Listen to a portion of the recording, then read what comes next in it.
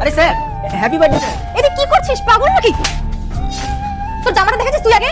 আর sir তো meeting এ যাবে, তুই কালি ঝুলে নিয়ে তুই স্যারকে জড়িয়ে ধরলি কিভাবে? তুই না সত্যি তুই জামার অবস্থাটা কি করলি? এখন মিটিংটা অ্যাটেন্ড করতে পারবে? আগে নিজেকে দেখ, নিজের ওয়েটটা বোঝ, তারপরে এসব কর। আরে ম্যাডাম তো ঠিকই বলেছে, তুমি এইভাবে স্যারকে জড়িয়ে ধরলে কেন? তোমার গায়ে তো ময়লা, আর স্যারে তো একটা দামি জামা পরে কাজে যাচ্ছে, তুমি এইভাবে জড়িয়ে ধরলে। ম্যাম আর করবে না, এইবারের মতন ক্ষমা করে দিন। ঠিক আছে, এটাই কিন্তু লাস্ট। আর তোর বরকে ভালো করে বুঝিয়ে রাখ যে নিজের জায়গাটা কোথায় থাকা উচিত, নিজের লেভেল আর স্যারের লেভেলটা কোথায়, মাথা যেন ঢুকিয়ে রাখিস। আরে না ম্যাডাম, আপনি ভুল বুঝছেন। স্যার আমাদের জন্য এত কিছু করেছেন, এত কিছু করছেন, তাই জন্য আজকে স্যারের জন্মদিন বলে তাই আমি উইশ করতে গেলাম স্যার। কিন্তু আমি বুঝতে পারিনি যে আমার একটা ভুলের জন্য এত বড় প্রবলেম হয়ে যাবে। স্যার ক্ষমা করে দেবেন, আমি বুঝতে পারিনি। স্যার চলুন। কি দরকার ছিল বলো তো তোমার এগুলো করার? দুবার হাসি মুখে কথা বলে নিয়েছে মানে কি নিজের আত্মীয় ভেবে নিয়েছো?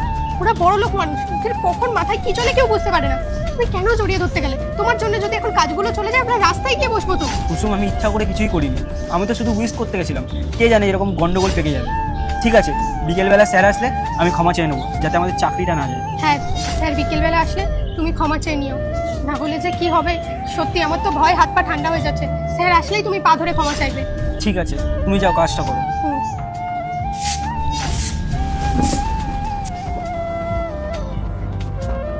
তাড়াতাড়ি চলো, স্যার আসছে, স্যারের কাছে ক্ষমা চেয়ে নেবে, বুঝতে পেরেছো তো? স্যার একটু দাঁড়ান। এটা হচ্ছে মহান আল্লাহর নাম আর এটা হচ্ছে শয়তানের ছবি। তুমি যদি মহান আল্লাহকে ভালোবাসো তাহলে ভিডিওটাতে লাইক করে চ্যানেলটা সাবস্ক্রাইব করে দিবে, আর যদি না করো ভাববো তুমি শয়তানকে ভালোবাসো। বলো। স্যার সকালের জন্য ক্ষমা করে দিন, সকালবেলা আসলে আমি বুঝতে পারিনি। কি বলুন তো, আমার পক্ষে তো আপনাকে গিফট দেওয়া সম্ভব নয়, সেই জন্য আপনাকে ভালোবাসা দিতে চেয়েছিলাম।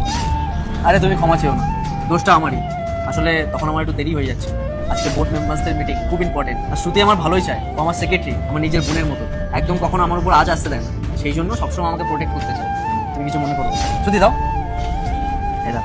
আজকে আমার বার্থডে বলে তোমাদের সাথে সেলিব্রেট করবো বলে আমরা স্পেশালি কোথাও কেক কাটি, সবার আগে বাড়িতে এসেছি, যেখানে কেক কাটবো তারপর বাকি জায়গায় সেলিব্রেশন। আর সত্যি কথা বলতে শ্রুতিও খুব লজ্জিত, আসলে রাগের মাথায় অনেক কিছু বলে ফেলেছে। আসলে মিটিংটা এত ইম্পর্টেন্ট ছিল তো সেই